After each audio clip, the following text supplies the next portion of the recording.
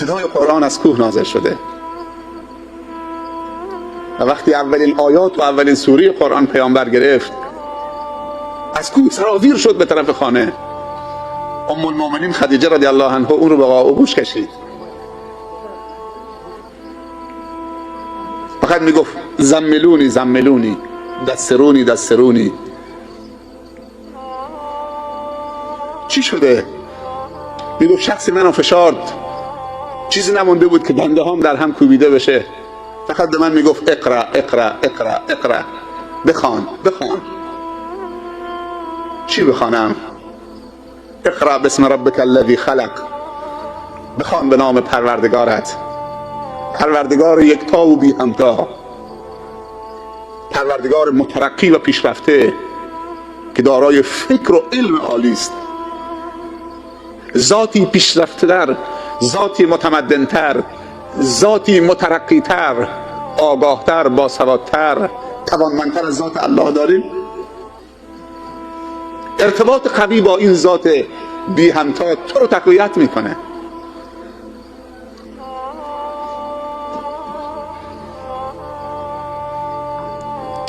جامعه جاهلیت قریش به کجا رسیده بودند؟ با همین خواندن به کجا رسیدند؟ از کجا نجات پیدا کردند و بلند شدند و به کجا رسیدند؟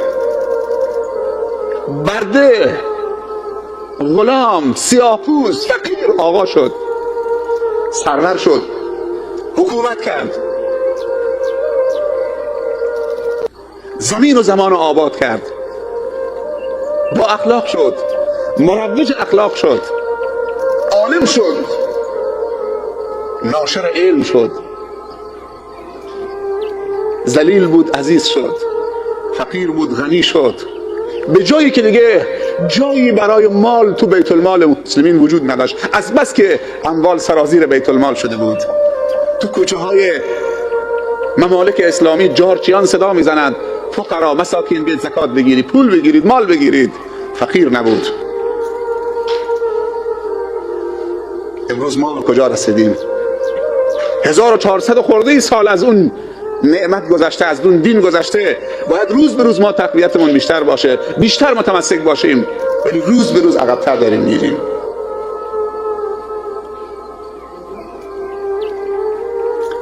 صحبت دینی برای شنیدن نیست، برای معلومات عمومی نیست. دیشب تو شیراز بودم، ساعت‌های تقریبا 12:01 بود که موبایل زنگ خورد. توی جلسه نشسته بودیم، یکی از من سوال کرد، خیلی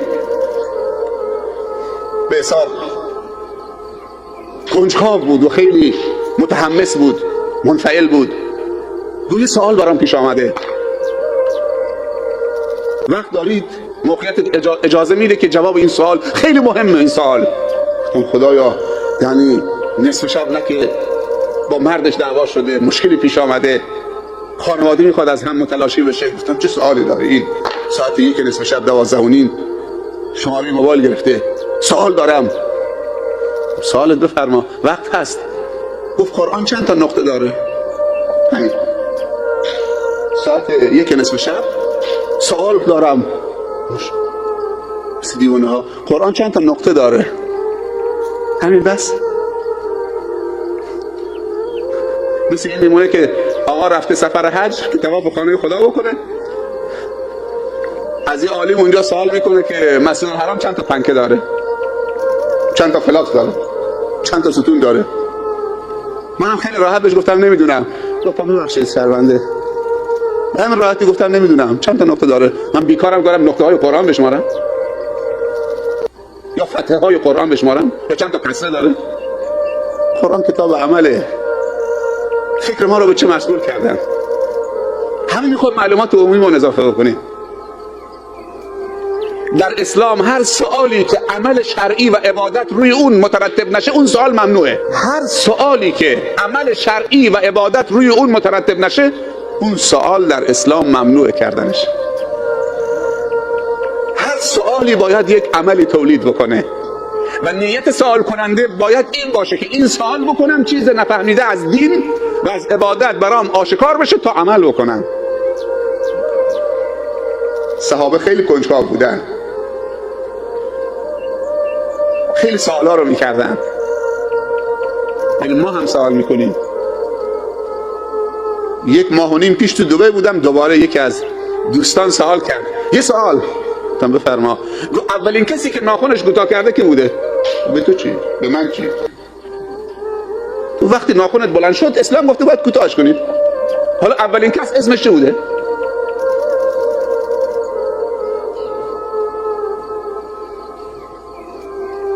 این سوال شرعیه. اولین کسی که ناخنش کوتاه کرده کی بوده؟ پیامبر صلی الله علیه و سلم می‌فرمایند 5 چیز از فطرت هست. 5 چیز از فطرت هست. اینو انجام بدید. یکی ناخن کوتاه کردنه. یکی موهای زاید بدن کوتاه کردنه. ولی ما برعکسش میکنیم. از پیرش گرفته تا جوان روز جمعه می‌نشینه قبل از نماز ریش سیبیلش رو تیغه میکنه که سنت پیغمبر لباس سفید هم رو پوشه، غسل بزنه بره نماز جمعه. بعد میگه اینا موی زاید بدنن. پیامبر صلی الله علیه و سلم میفرمایند اگه یک موی ریشت سفید شد اونو نکن، چون نور خداوندیه. حالا ما یا موی سفید ریشمون رنگ میزنیم یا دو تیغش میکنیم، سنت پیغمبر مچاله میکنیم میندازیم تو سطل زباله. بعد میگیم سنته که روز جمعه آدم تمیز باشه، موهای زاید بدنش. چه حرفا میزنید؟ بس سوال میکنیم اولین کسی که ناخنش کوتاه کرده کی بوده؟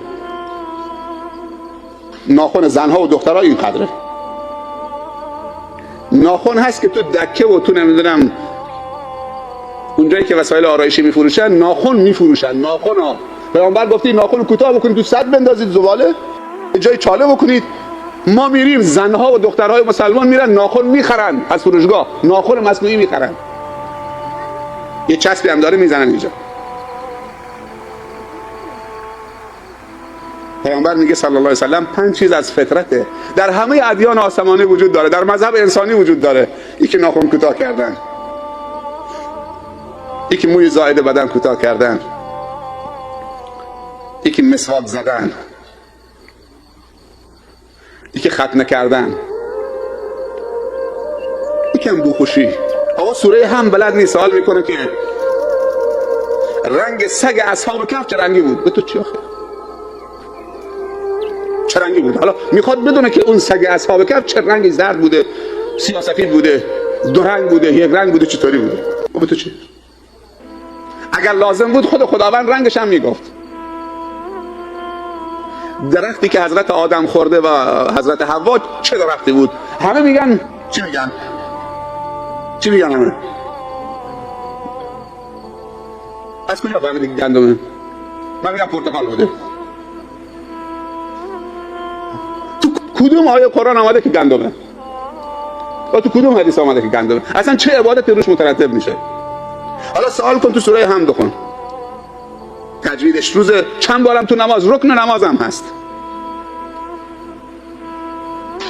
هر کسی جوابش نداد دیدی اینم عالمی که صحبتش میکردید. ملای قدیمی، ملای قدیم و جدید نداره که هر کسی از خدا و رسول خدا درست گفت، حالا قدیم باشه جدید باشه. ما که کفر نمیگیم که. عصای حضرت موسی از چه درختی بود؟ اینا همش سوالا فکر جوانای ما مشغول کرده، فکر خیلی ها رو مشغول کرده. چند تا توسل در دین داریم؟ چند تا توسل داریم؟ توسل یعنی چی؟ یک سوال عقیدتی است. توسل یعنی وسیله‌ای که تو با اون بتونید به خدا نزدیک بشید و از خدا چیزی بطلبید. با چه وسیله‌ای میتونیم از خدا چیزی بطلبیم؟ پیامبر صلی الله علیه و سلم فرموده توسل در اسلام 3 تاست. غیر از این 3 تا شرکه. توسل 1 توسل به اسمها و نامها و صفات پاک خداوند، به اسما و صفات، ولله الاسماء الحسنى فادعوه بها. از خداوند میخوای چیزی بطلبید، اول متوسل میشی به اسمهای پاک خداوند، یا ارحم الراحمین، یا حی یا قیوم، یا اکرم الاکرمین، یا غفار، یا ستار، یا کریم، یا رحمان یا رحیم یا ذوالجلال و الاکرام. اسمها و صفات پاک خداوند اول پیش میکنید. ولله الاسماء الحسنى، الله دارای نامهای حسنا است. فدعوه بها، وقتی میخوای متوسل بشی نام پاک خدا را پیش کن، بعد ازش بطلب. یا رحمان ارحمنی، ای رحمان مرا رحم بفرما. یا ستار استر عیوبی، ای پوشاننده عیبها گناههای منو بپوشان، مگر من لخت و عریانم. هر گناهی که انسان بکنه لباس از تنش میفته. یا کریم اعطنا، یا غفار اغفر لنا، یا تواب تب علینا. اولین توسل به نامها و صفات پاک خداوند. هر وقتی میخواید دعا بکنید اول نامهای خدا را پیش بکنید. همینطوری نگید بده. چی بده؟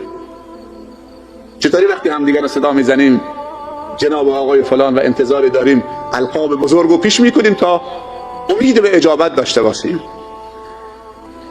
توسل دوم، توسل به اعمال صالح خود انسان که 100% از نیتش باخبره که این عملش قبول شده، خالص به خاطر خدا بوده. این نوع دوم توسل هست. یعنی از خدا میخوای چیزی بطلبید، قبل از اینکه دستت بلند بکنید یک صفحه قرآن تلاوت میکنید، وضو میگیرید یک صفحه قرآن تلاوت میکنید.